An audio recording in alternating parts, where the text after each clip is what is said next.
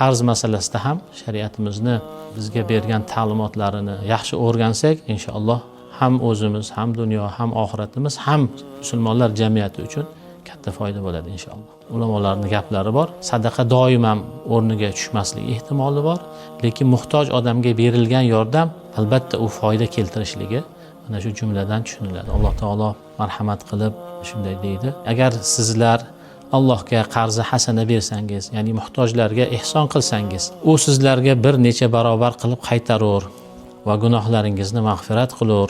Alloh minnatdor, ya'ni oz olib ko'p beruvchi va halim zotdir deb marhamat qilinadi. Mana shu yerda bu oyatning tafsirida muhtojlarga ihson qilsangiz va ularga chiroyli qarz bersangiz, Alloh taologa qarz berasiz degan ma'nodagi jumla kelyapti.